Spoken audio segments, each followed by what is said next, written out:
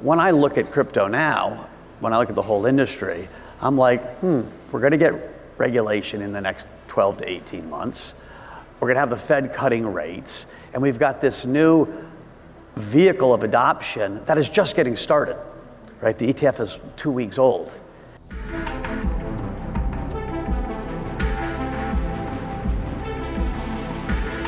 Usually ETFs get announced and they don't start trading for 6 to 7 weeks. So they give the sales forces a ton of time to be able to go make their phone calls. In this case, because of the grayscale thing, they had 1 day. And so if you're the Invesco sales force, you haven't even started making your calls, or BlackRock, or now we've got 9 big sales forces, huge sales forces that are selling Bitcoin. And that's a big, big deal. Billionaire investor and Galaxy Digital CEO Mike Novogratz is more bullish than ever on Bitcoin and the overall crypto space. With 2024 being such a pivotal year for the industry, the billionaire investor has named multiple reasons for his extreme bullishness. The first is the approval of the spot Bitcoin exchange-traded fund, which Novogratz describes as a historic moment that will significantly boost prices in the coming weeks and months. During a recent fireside chat, the Galaxy Digital founder and CEO explained that most approved ETFs get days or even weeks before they start trading. This gives successful applicants more time to properly market the new products to their wealthy clients. This did not happen with the Bitcoin ETFs, as trading started the next day after approval. This is why the billionaire investor is certain that the big moves into these ETFs are still yet to come. He believes we will really see the impact of big names like BlackRock, Fidelity, and his own Galaxy Digital offering spot Bitcoin ETFs within the next few months. Novogratz, a frequent Washington visitor, is also positive about another event that the cryptocurrency industry has been waiting for several years. Novogratz predicts that within the next 12 to 18 months, we will be getting some much-needed regulatory clarity for the cryptocurrency industry in the United States.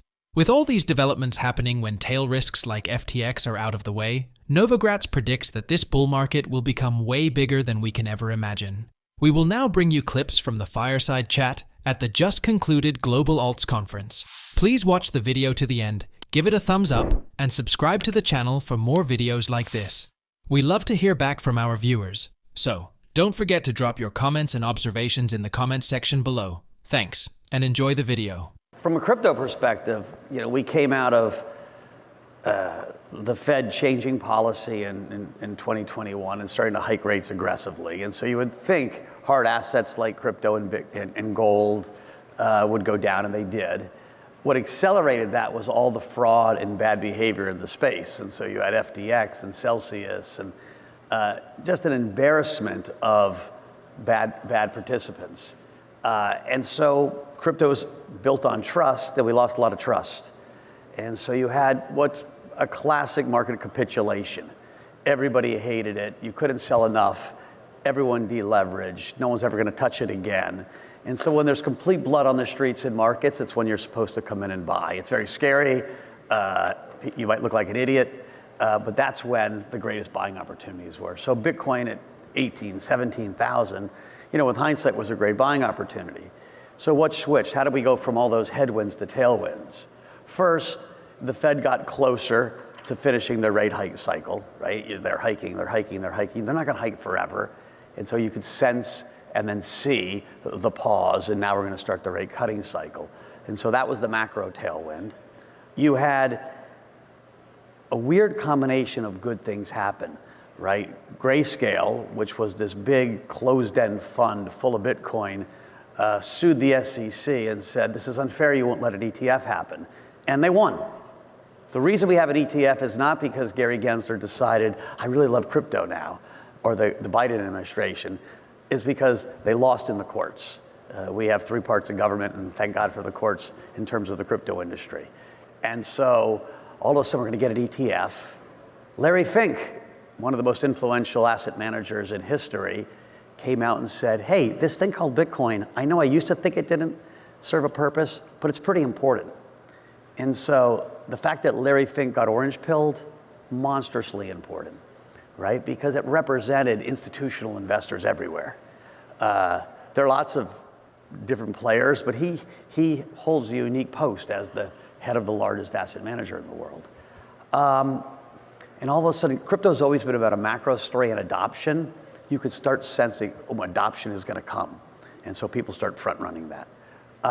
We also cleared up Binance, right? The biggest crypto exchange in the world is Binance. There were all this worry, is the money there? CZ settled with the government for some KYC fines, paid a huge fine, and stepped down. And so the risk around Binance, the biggest player, went from here to here, right? So now it's an exchange, it's still the largest exchange, but no one thinks, oh, it's going to get shut down in a week. No one thinks they don't have the money.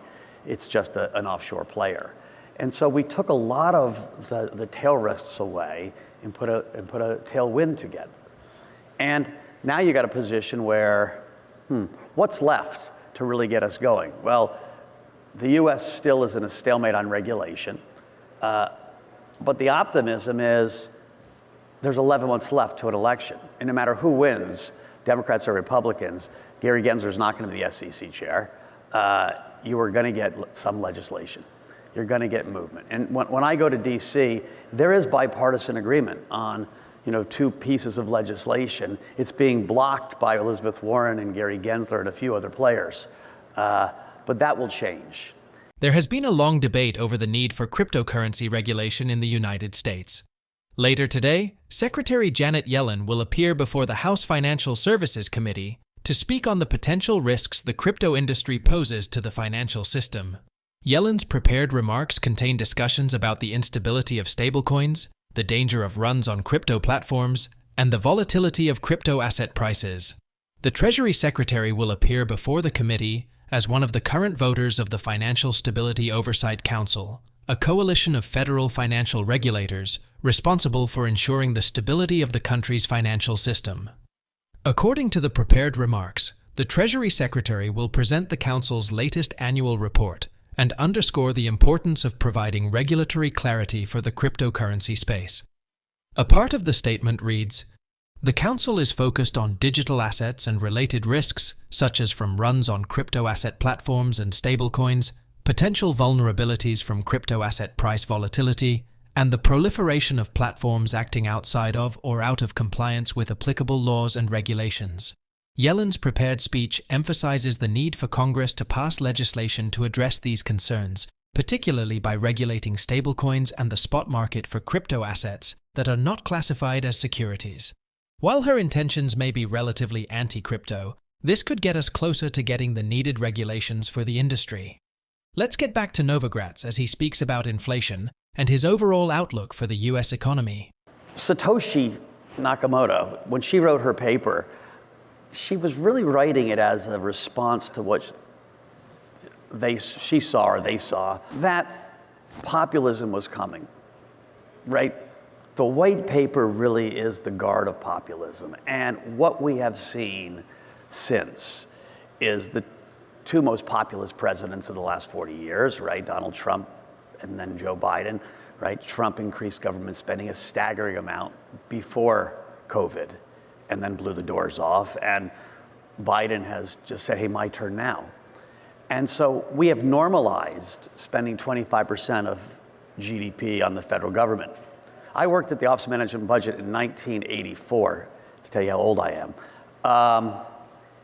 And I was working for the David Stockman administration, the Reagan administration. David Stockman was the head of the OMB. And I learned, hey, this is the rules. The feds get to spend 20% and try to tax 20%. And they usually tax less than 20%. And so our budget deficit is usually because we tax 16 and we spend 20.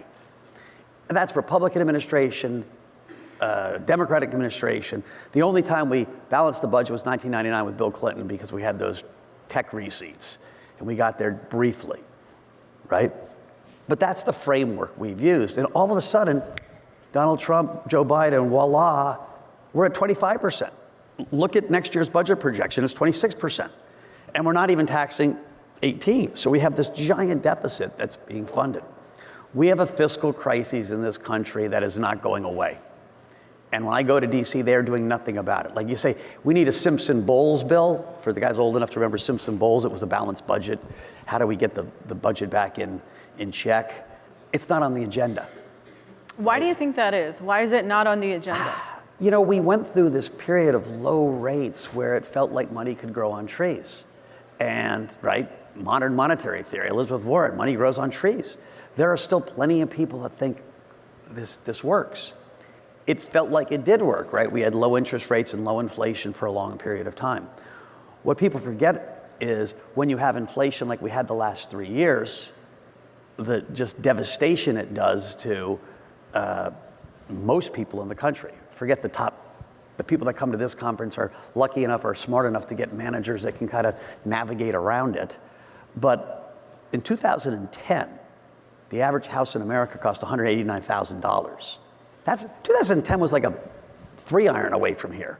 We're now 2024, and the average house costs $400,000. Wow. We've doubled the price of the average house in America in like 12 years.